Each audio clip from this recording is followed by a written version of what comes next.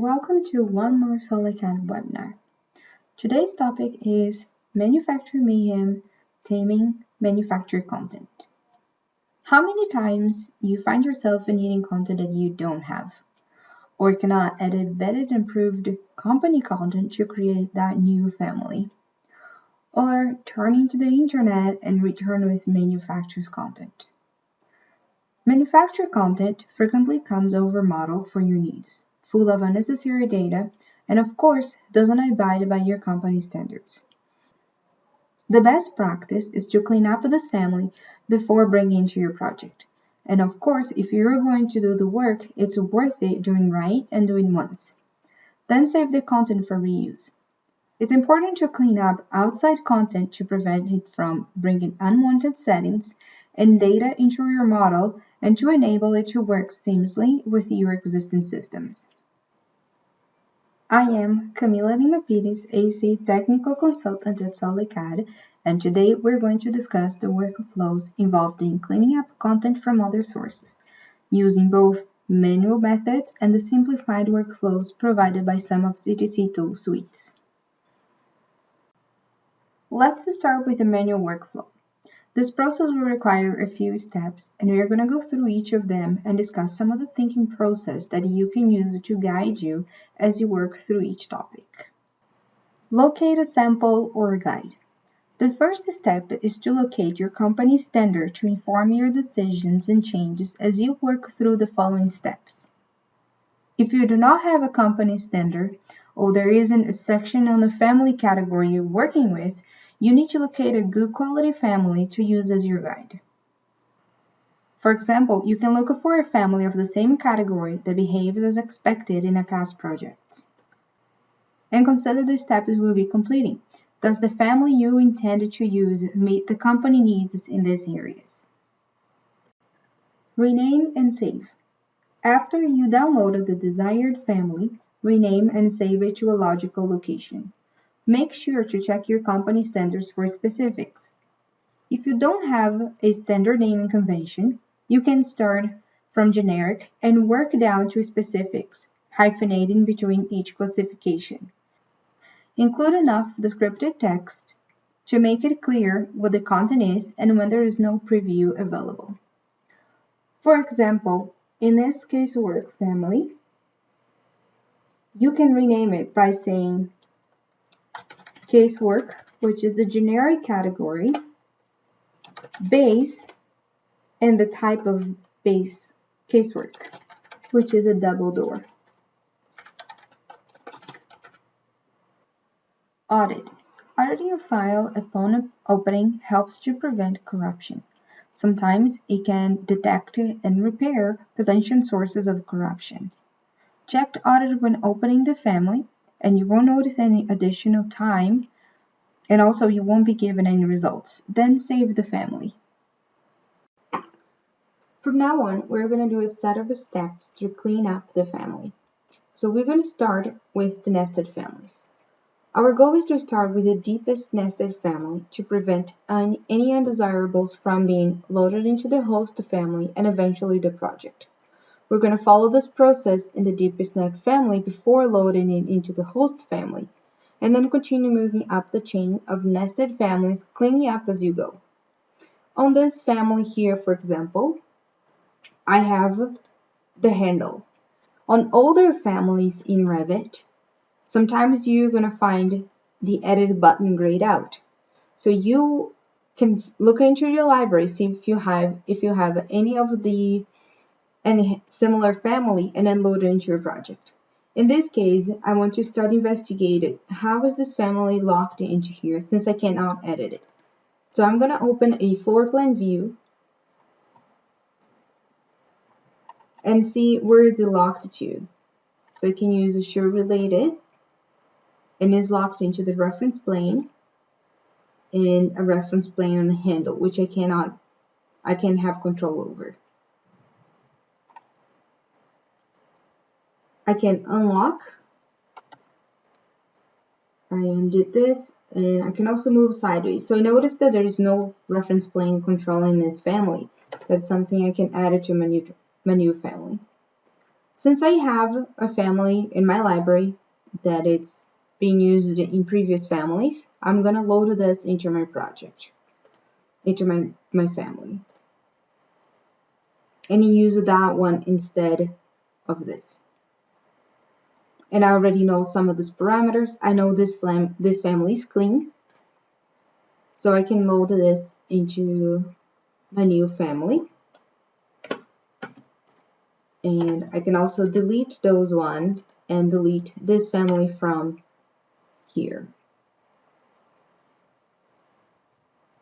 From an elevation, I also want to create some reference planes to place that handle.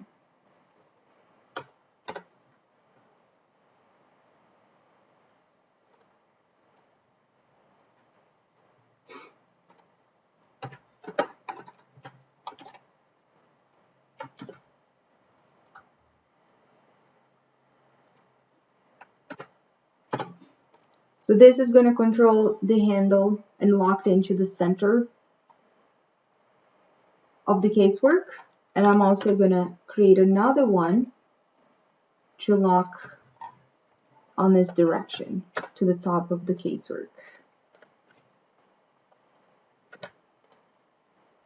Make sure to lock those dimensions. If they're going to vary, then you can create a parameter for it. Now I can place the handle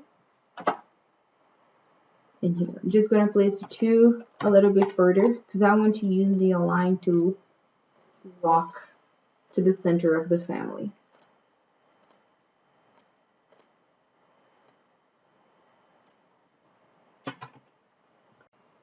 A couple things to mention about the nested family.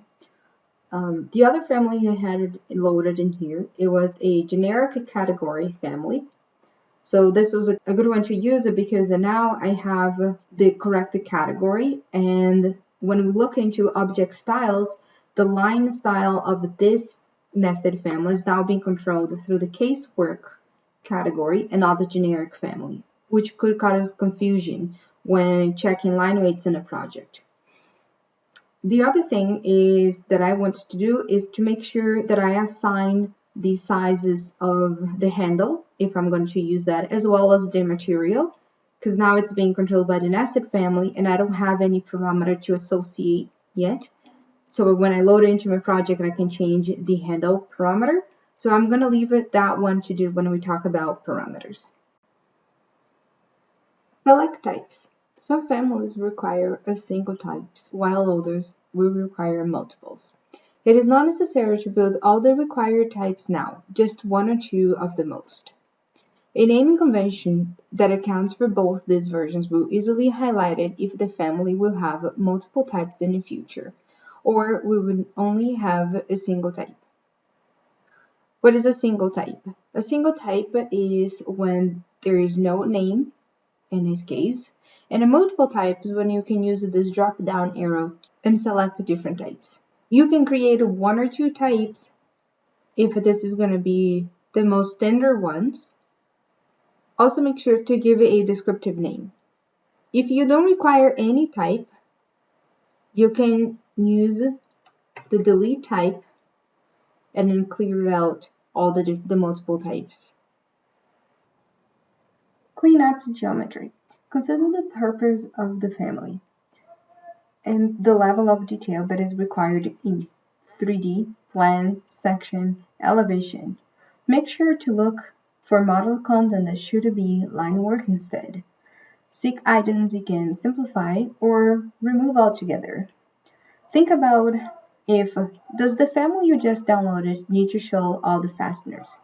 Does the model shape need to be exact, or with a slightly more generic or simpler shape it would work just as well? In our casework example here, we can take a look at the geometry. So maybe we should think about how those two lines are going to look like together when we put this family into the sheet. If it's going to look too thick, I might want to adjust this panel just to meet exactly where the center line of the casework is. If I look on 3D view, sometimes you don't really need to show all the panels, you can just show a simple box. So that might be another option for you as well, instead of showing each one individually.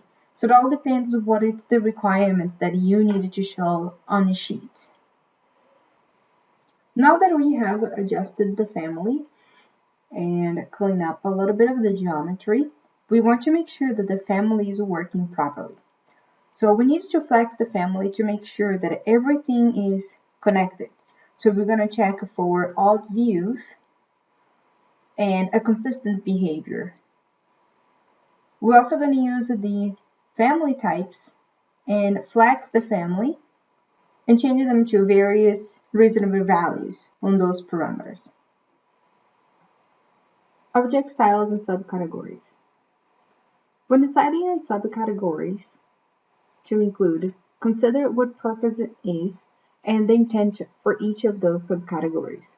Investigate some of the company guidelines, the templates, and similar families that are already approved by the BIM team. If it's your intent to create a new one, think about how are the graph of this potential subcategory different from those of the category. So in this case here, I have the elevation swing that will differ from the category because this will represent the dashed line and of the opening of each door. Think of if this content will be bolder in plan, elevation, than the rest of the category.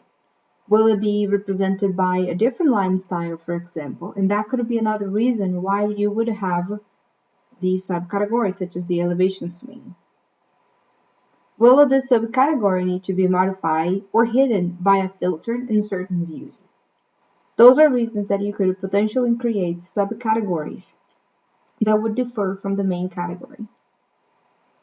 In this case here, I don't need it to differentiate the cabinet panel from the wood and the representation below. They're all going to have the same line weight, so I can delete those ones and simplify my categories.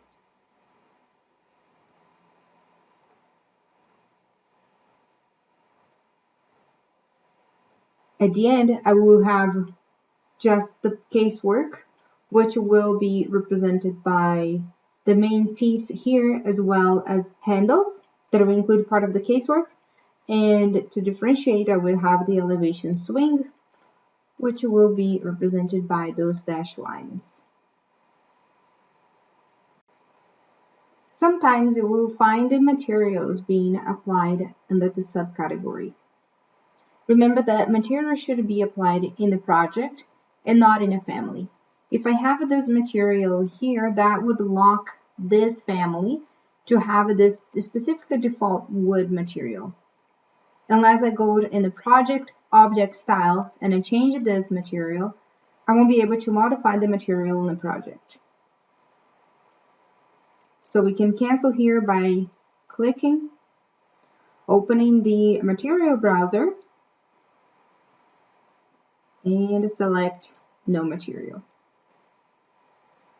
After refining the subcategories, be sure to assign the geometry, lines, field region, and mask regions to the correct subcategory.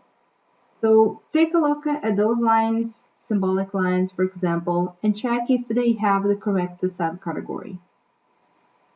Make sure to check the geometry as well. So if any of this geometry requires a different subcategory, this is where you would apply them.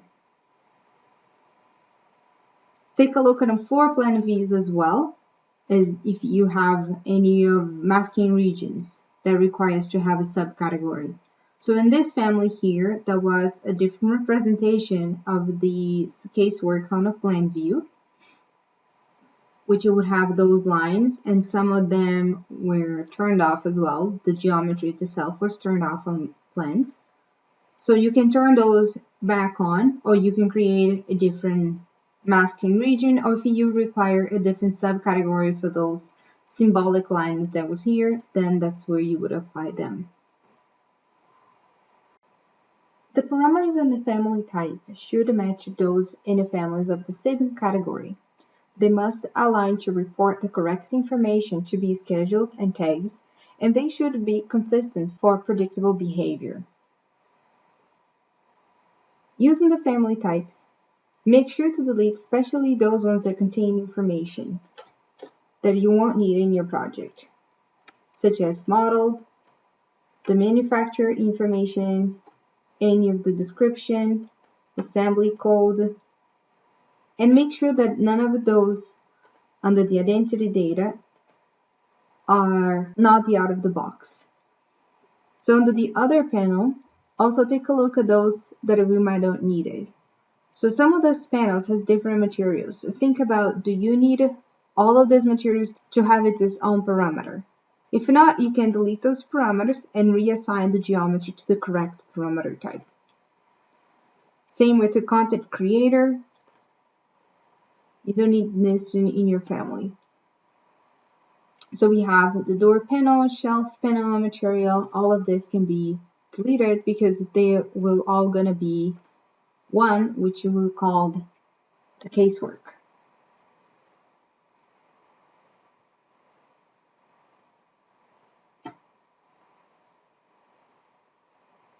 Rename those parameters. So I'm going to call this one here casework material, and I'm also going to place it under the correct group. Be sure to keep it as by category and not assign a material right now, because the material can vary per project. After you remove and clean up the materials that you're not going to use, now you can add and modify the parameters. So if any of this information here will need a shared parameter, this is the time that you would change. So you can add new parameters if any of them need to be scheduled, or you're going to use something different than the parameters existing in the family to tag, for example. Okay, so let's assign the panels to the correct material. So there is a series of panels here that does not have any material because we deleted. So we needed to assign those ones.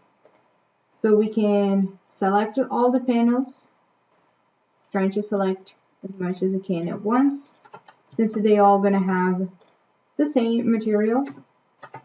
You can try to select them all and use the associate button to assign to the casework material. The other one that I needed to assign is the handle. Since we removed the handle and replaced by the one that I already had in my library, I also needed to associate some of those materials. So think about, I might need to create a handle material at this point, which will differentiate from the casework material. So let's create this handle material, hardware material, however you want to call it. And you also have the possibility to change the width and the depth. So I could create one with, let's say, handle width, okay, and also I believe the depth, because the depth is going to remain the same. Great. Formulas. Formulas are a great ally for automating complicated calculation and if-then statements, but they can also complicate things. Since a formula limits the editing of a parameter to the family editor alone, they are sometimes used as a safeguard. Take into consideration the purpose of any formulas and determine if they are necessary or can be removed. If the intent for the family is to have a single type, it would be the best to remove all formulas to keep things simple. You can also use the formulas to add note to a user so it doesn't get confused. For example, in the materials and finish, we have this finished material that I might not use. I might have a different data material that I use in my project. So here you can add a note to the user and say use instance parameter. So when this family is loaded to the project and the user sees this information, this parameter will be blocked and it will remind him to use the other data parameter, for example. You can use this for fire rating on the doors. That's a good example. To avoid the use of the type built-in parameter that is in the door family and create a new one in the project so the user can use that one to apply the fire rating. Materials. Materials should reside in the project template, not in the individual families for the most cohesive workflow. Clean out all the materials from the family. Remove any materials assigned through object styles, change materials in the family to use by category. Then the next step will be delete the materials in the material browser. If you have any special case where you might choose to assign a material within the family parameter, the material is a feature of the family and not a standard material in your template. After you delete these materials in a material browser, later on we use the purge used to even clean up even more the materials assets. Line patterns and fill patterns. Clean up the patterns to prevent duplicates from building up in your project and to keep a consistent graphics standard. Go through the Manage tab and take a look at the line patterns. Delete the ones that are not part of your project or part of your standard from the family. Then you can transfer the project standard from one of your template for line patterns and fill patterns if this line patterns or fill patterns is required in a family.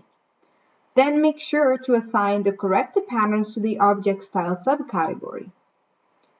For simplicity, I could just remove the ones that are not going to be used in the family, so I can delete those ones, the center, the dash dot, and if I have anyone that it's not part of my template, I make sure that I delete those ones as well. And after I finish cleaning this up, I want to make sure that I leave the dash one because the dash is the one that I'm going to be using for the subcategory, the elevation swing, and also the hidden lines.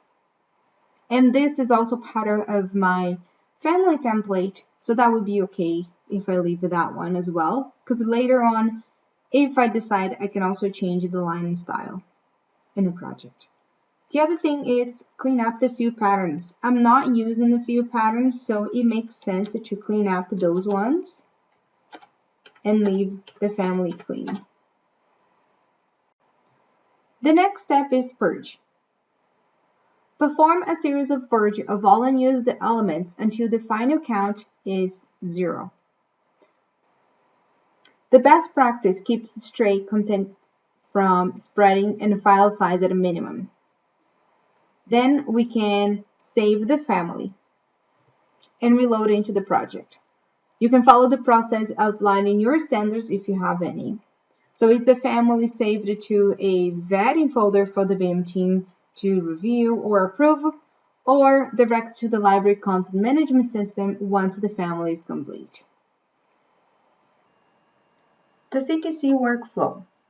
Let's take a look at how we can use the CTC tools to clean up manufacturer families and make sure that they are usable in our daily project work.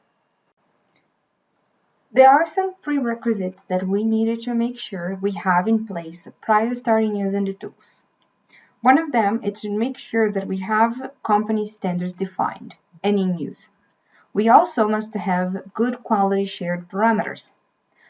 Under the CTC tab, you can find a shared parameter manager that can help you clean up your shared parameters. Also, make sure that you have good quality Revit schedules. You can also use the CTC Revit Schedule Revolver to refine your schedules. We can divide the CTC tool workflow into two different workflows, one from an end-user perspective and another from the BIM manager perspective. This end-user workflow uses the Parameter Jammer tool from the CTC BIM project suite. to modify the parameter in the families that don't match those in your shared parameter file. Without the correct parameters, the family will not be able to schedule or tag properly. This content will read blank in the columns of a schedule where the parameter is missing. This tool allows the end user to schedule and tag manufacturer content correctly without opening the family to manually edit the parameters through the Family Types dialog. Let's take a look at how we can use the Parameter Jammer tool. Under the CTC tab, select Parameter Jammer under the Project Suite. Here, we need to make sure that the shared parameter file is correct. Click Browse to select the correct file. After select the shared parameter file, then we need to pick which schedule we want to correct. Click to select the schedule, and on the right side there will be a column with all the families that potentially are in the schedule. You can select the families in here that you would like to fix, or you can use the pick families and pick the families on a sheet. Then select Finish after you're done, and the families will be selected. Then click Next. The tool will look for parameters in the schedule that are not in a family. The Parameter Jammer will begin processing the selected families during the first step. The parameter fields in the schedule will be matched by name to the parameters in the shared parameters file. Once the list of parameters on the schedule has been built, Parameter Jammer will swap any parameters in the families with parameters from the shared parameters file that have the same name and data type. After the mapping is complete, the Parameter Jammer will display a list of parameters, mapping options and status for both automatic and unmapped. Here you can select how you would like to handle each parameter from the schedule. In those cases, the tag and hardware I do not have on those families, and here I can select how I want to handle, add as an instance, add as a type, or to not include. You also have the option to map out only certain parameter types. Here at the bottom, you can choose Clear All and clean all the information, and manually set the parameter that you would like to add. For example, I just want to add the tag parameter as a type. Here I can pick all as a type, and instead of manually adding the information or how I want the Parameter Jammer to handle the hardware parameter type, I can do this using the Set Remaining tool to not include, and then click Set. That would add the information to all of those parameters without me going manually to each of them. I'll change this back to add as a type, so I'm going to do this all at once, and then click Next. Once processing has finished, a list of the shared parameters resolutions will be displayed. A log will be displayed with the detailed summary of the operation. The log can be copied and pasted into another document or exported to a spreadsheet file. Let's take a look on our schedule and see what that looks like. Now the user can go to the schedule and type the tag, as well as the hardware information.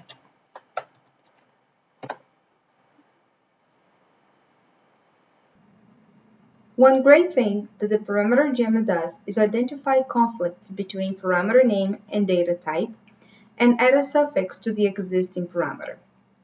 Let's say that the manufacturer family already had a tag parameter, but was using a different data instead of text parameter. It was a number type of parameter, for example. The Parameter Jammer will then add the suffix old to the existing tag parameter and add the new tag parameter using the shared parameter file. If the parameter has the same name and data type, Parameter Jammer will automatically map for you. Once you've done this, next time you try to do this process again, the tool will remember some of the settings. Now let's dive into the BIM Manager workflow. The BIM Manager workflow uses the Family Processor tool from the Synthesis BIM Manager suite. This tool automates the changes that would normally be done from the Family Types dialog. The Family Processor can be used to remove a parameters label as old from edits in the parameter jammer and adjusting parameter settings that may have been incorrectly defined. The Family Processor can also dig deeper to make additional adjustments to align the family with your company standards. Adjust terminology, switch out families parameters, shared parameters, and many more. Let's take a closer look at how some of those options work. In the Family Processor, you can automate changes and apply to multiple families of the same category, for example. The Family Processing tab allows you to adjust some high-level family settings, which can simplify matching the standards. Here you can set the Omni class value.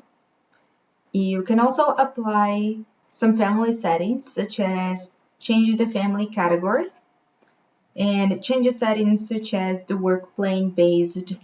You can define it to no change, set checked, or set as unchecked. So you can do those changes to all of those settings. You can set a keynote file. You can also check to turn on auditing when opening the family files. Under the unit of measure, you can make all units of measurement to be set in a certain way. For example, change all units to fractional inches, change it to millimeters. You can set that up into a standard family template and then reference that. Under the final processing, you can change the text casing for all text parameters to be uppercase or lowercase, for example. So those are the options. And you can sort parameters by name within groups as well. Under the Lookup Table tab, you can delete one or more lookup tables, and you can also import one or more lookup tables from CSV files. Under the Change Materials tab, you can delete, add, or change materials. Under the Delete tab, you can delete all the materials that you're not going to use and maybe keep a couple of exceptions, such as glass, for example. Or if you want to keep any material that you already have a preset in the family that you know that this is not going to be modified, you can also keep that one. So you can select here, and then all this list is going to be deleted. You can add the materials, add new materials to here, and you can also change materials. So in the glass one, for example, you can add selected materials, and you can change the material name. If you organize your library by master format, you could change its naming convention here to match your company standard, and also the color and transparency of the glass. Under the Change Parameters tab, you can do things such as delete parameters, add shared parameters, add family parameters all at once. Just make sure that the shared parameter file is looking to the correct text file, which should be one single standard for the company. Under the delete parameters, here you can delete the parameters that you're not going to use, such as the tag old parameter that I mentioned before. You can add that to the deleted list. You can also delete all the material parameters because I am going to create a new one. So I can add those ones well. And all those text because I don't need those text parameters. Under the Add Shared Parameter, here's where you're going to add shared parameters. So look that I already found a couple, so all I needed to do is select and then add select parameters. From here, I can make changes to this parameter, so I can add as an instance, for example. I want to leave it as a type. You can see the parameter type. You can add any value right here and any formula. And you can also add it to a certain group. So here it's going to fall under Other, you can change this to another group, such as data.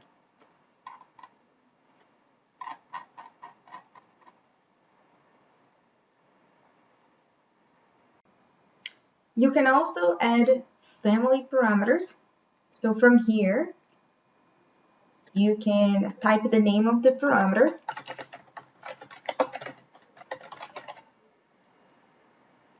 Select the parameter type,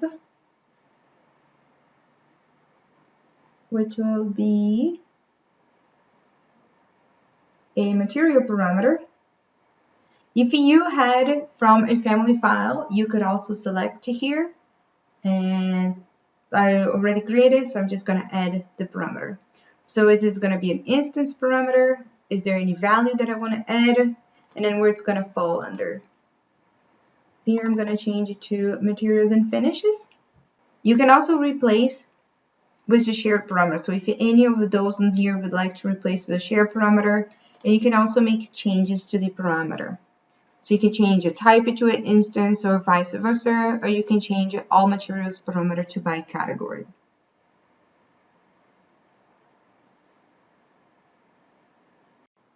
Under the Processing Order tab, you can arrange the list of changes to better suit the workflow. Here you can use the arrows to move up or down, or reset to default.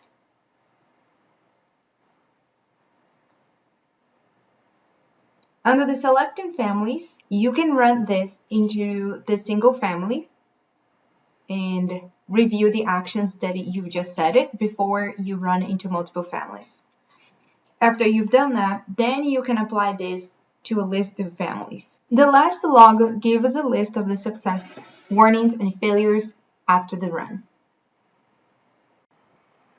So let's process this. So in the Select Families, I'm going to change it to the current family only and begin the processing. The text summary is going to show you all the actions that it's going to do in this specific order.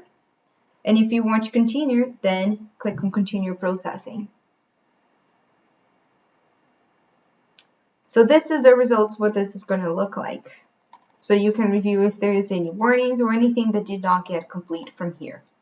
You can save the log, and you can also save the settings and use it as template to run into the other families. So let's take a look at the family. So I'm going to close this. Yes, I would like this. And look under the type dialog.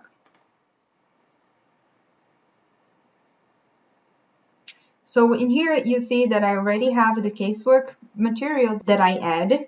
I also have the hardware and the tag shared parameters.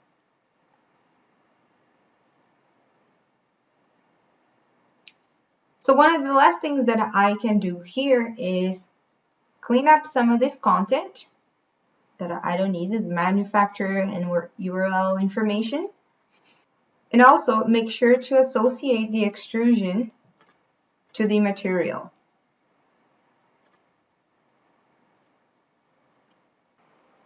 Let's take a look at the material browser. So under the material browser, we deleted all the materials except the glass one, but also we renamed that glass material. From here, you can see that the changes are also applied to the materials, which saves us tons of time. Now you can save that as your template and apply that to the other families. Thanks for attending today's webinar. I also want to thank Elise Hatch, AC Technical Consultant at SolidCAD, for developing the content of this webinar. As part of this content, we will also have a blog post written by Elise. Make sure to check that out as well. Thank you.